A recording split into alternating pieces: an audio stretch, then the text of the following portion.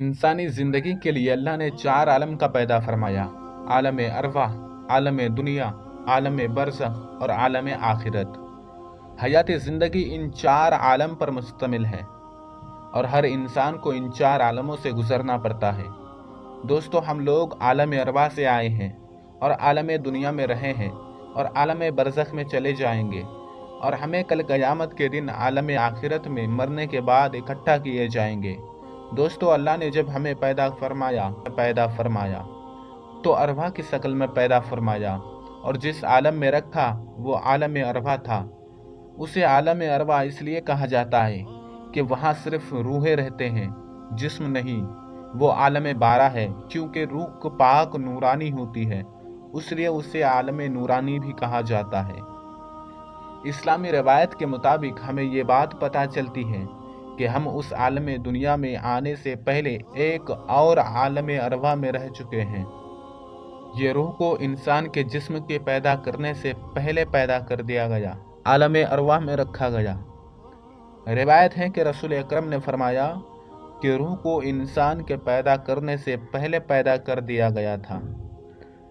कायनात में जब खुदा और फरिश्ते के अलावा कोई मखलूक मौजूद नहीं थी, तब अल्लाह ने ये इरादा किया एक ऐसी मखलूक को पैदा की जाए जो मेरी इबादत करें और मुझे रब तस्लीम करें।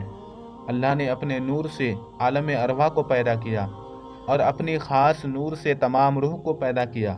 रूह अल्लाह के नूर से जुदा होकर साकित और बेजान हो गई और अल्लाह ने अपनी मोहब्बत भरी निगाह से सब पर शफ़क़त फरमाया और फरमाया, क्या मैं तुम्हारा रब नहीं हूँ? ये अल्फाज सुनकर तमाम रूह ने कहा कि आप ही हमारे रब हो।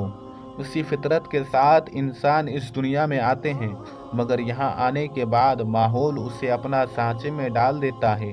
जैसा कि रसूल अकरम फरमाया कि जब कोई बच्चा पैदा होता है तो इस्लामी फितरत के साथ पैदा होता है, मगर बाद में उसके माँ बाप उसे अपना दीन सिखा देते हैं।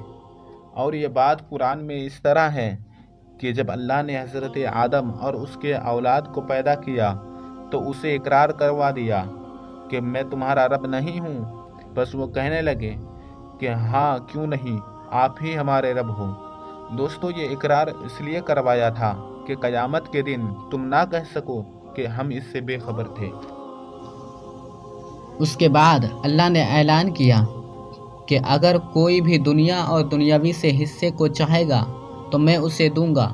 अगर कोई जन्नत चाहता है तो मैं उसे दूंगा। अगर कोई मेरी पहचान चाहता है तो मैं उसे वो भी अता करूंगा। तमाम रूहों को पैदा करने के बाद अम्र का रिकॉर्ड लौहे महफूज अपने पास रखा। तमाम रूह आलम अरवाह में रहकर इंतज़ार करती हैं और फिर रूह बातबरेज़ आलम यानी दुनिया में भेजे जाते हैं। और दुनिया में आने के बाद जो कि हमारी सोच अक्ल महदूद है, इसलिए वो बात हमें याद नहीं, हमें अपना वादा याद नहीं।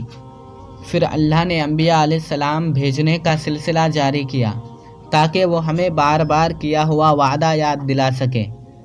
और अगर हम रूह के बारे में बात करते हैं तो उसका जवाब कुछ इस तरह से मिलता है कि रूह अल्लाह ताला का एक राज है और इसका जवाब सिर्फ अल्लाह के पास ही है।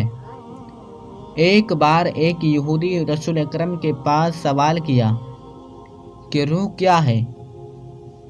उस वक्त अल्लाह ने ये आयत करीमा नाजिल की जिसका तर्जुमा ये है, ये लोग आपसे पूछते हैं कि रूह क्या है, तो आप कह दें कि रूह अल्लाह का हुक्म है और तुम लोगों को उसके बारे में थोड़ा सा इल्म दिया गया है। दुनिया में भेजे जाने के बाद रूह की जन्नती ज़िंदगी मुत्तईन कर दी जाती है, इसलिए एक लम्हा ज़्यादा अपनी ज़िंदगी नहीं गुजार सकती। और यही आलम दारुल अमल है और यहीं पर किए जाने वाली आमाल का हिसाब इस चीज़ पर है कि तुम कौन से आलम में भेजे जाओगे।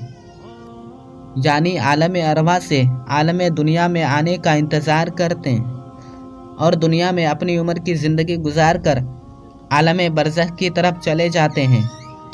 ये भी एक तरह वजीब रूम है जहाँ पर सब क़यामत का इंतज़ार करते हैं اور کل قیامت کے دن جہنم میں جانے والے لوگ اللہ سے فریاد کریں گے کہ اللہ تو نے ہمیں 2 مرتبہ مارا اور زندہ کیا، اس سے آگے کوئی مرحلہ موجود ہے؟